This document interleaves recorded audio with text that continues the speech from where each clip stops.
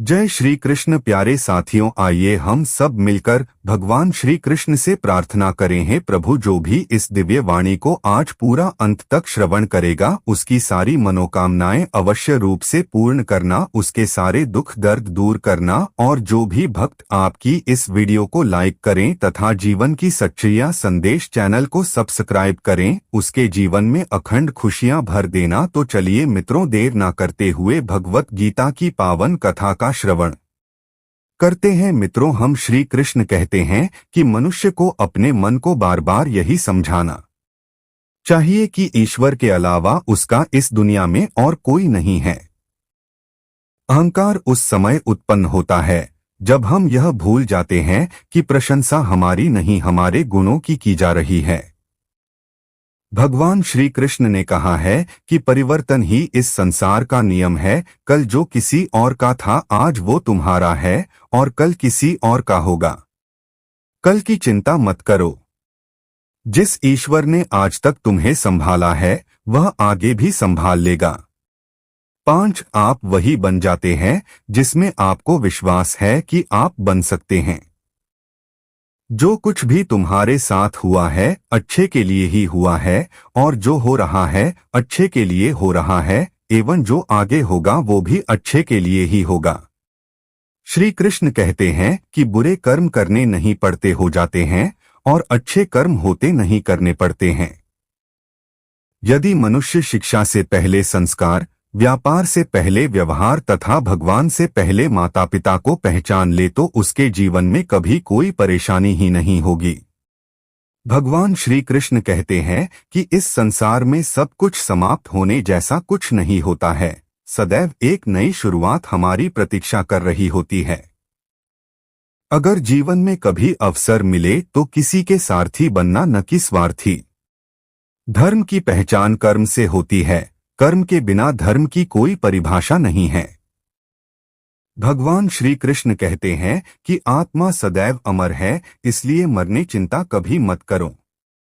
अपना मन हमेशा कार्य पर लगाओ, इसके परिणाम या इनाम पर नहीं।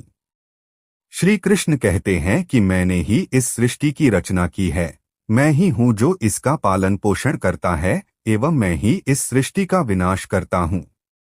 लोग अक्सर सत्य कहने से डरते या बचते हैं, परंतु सत्य कभी भी छुप नहीं सकता है और न ही कभी मिट सकता है। सत्य को कितना भी छुपा लो, वह कभी न कभी तो उजागर हो ही जाएगा। मौन रहना सबसे अच्छा उत्तर है ऐसे व्यक्ति के लिए जिसके लिए आपके शब्दों का कोई महत्व नहीं है। भगवान श्री कृष्ण कहते हैं कि जब जब इस संसार में धर्म की हार होगी एवं अधर्म की विजय होगी, तब तब मैं इस संसार में अवतार लूंगा और पुनः धर्म की स्थापना करूंगा। मनुष्य की आस्था की परीक्षा उस समय होती है जब वह जो चाहे वो उसे न मिले और फिर भी उसके हृदय से भगवान के लिए धन्यवाद ही निकले। जीवन हो या फिर युद्ध, सफलता केवल 3 शास्त्रों से प्राप्त होती है: धैर्य, धर्म एवं साहस। भगवान श्री कृष्ण कहते हैं कि जो मनुष्य अपने मन को नियंत्रित नहीं करते, मन उन्हें नियंत्रित कर लेता है और उनके के लिए वह शत्रु के समान ही कार्य करता है। समय चाहे जैसा भी हो, मनुष्य को सदा अपने परिवार के साथ ही रहना चाहिए। परिवार पर यदि सुख आता है तो वह बढ़ जाता है, एवं दुख आता है तो वह बट जाता है। भगवान श्री कृष्ण कहते हैं कि अच्छे लोगों का साथ भगवान की कृपा से प्राप्त होता है, किंतु बुरी संगति में पड़ना मनुष्य के स्वयं के हाथ में ही होता है। 3 मनुष्य को सदैव अपनी वाणी पर संयम रखना चाहिए, क्योंकि वाणी के द्वारा दिए गए घाव कभी नहीं भरते हैं। 4 किसी भी मनुष्य के जीवन में सुख दुख का आना सर्दी गर्मी आने जाने के समान होता है, इसलिए हमें इन्हें सहन करना आना चाहिए। भगवान श्री कृष्ण कहते हैं कि मैं हमेशा तुम्हारे साथ एवं तुम्हारे आसपास ही रहता हूँ, चाहे तुम कुछ भी कर रहे हो। कृष्ण कहते हैं, यदि आप किसी व्यक्ति को छोटा देख रहे हैं तो आप या तो उसे दूर से देख रहे हैं या तो अपने भीतर के अहंकार से। मनुष्य को जीवन में कभी निराश नहीं होना चाहिए, क्योंकि कमजोर आपका वक्त होता है, आप नहीं। 8 जब मनुष्य अपनी ही इंद्रियों के वश में होता है तो उसके जीवन में केवल परेशानियां ही आती है। व्यक्ति अपने जीवन में उनके लिए शोक करता है जो इसके योग्य नहीं है। बुद्धिमान व्यक्ति किसी जीवित या मृत के लिए शोक नहीं करता है। यदि आप किसी दूसरे से अच्छे की अपेक्षा करते हैं तो सामने वाले के साथ आप भी बुरा करके उसे निराश न करें। आत्मा का अंतिम लक्ष्य होता है परमात्मा से मिल जाना। भगवान श्री कृष्ण कहते हैं कि समय कभी रुकता नहीं है, इसलिए आज यदि बुरा चल रहा है तो कल अवश्य अच्छा भी आएगा। मैं श्रेष्ठ हूँ यह आत्मविश्वास है, किंतु केवल मैं ही श्रेष्ठ हूँ यह आपका अहंकार है। श्री कृष्ण कहते हैं कि प्रेम हमेशा माफी मांगना पसंद करता है, किंतु अहंकार सदैव माफी सुनना पसंद करता है। फल की इच्छा किए बिना अपना कर्म करते रहो। जो बात सत्य पर आधारित होती है उसे करने, कहने एवं मानने में हमें कभी भयभीत नहीं होना चाहिए।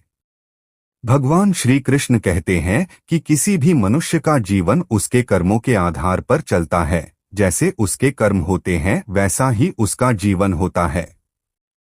एक बार माफ करके अच्छे अवश्य बनो, किंतु उसी व्यक्ति पर पुनः विश्वास करके मूर्ख नहीं मत बनो।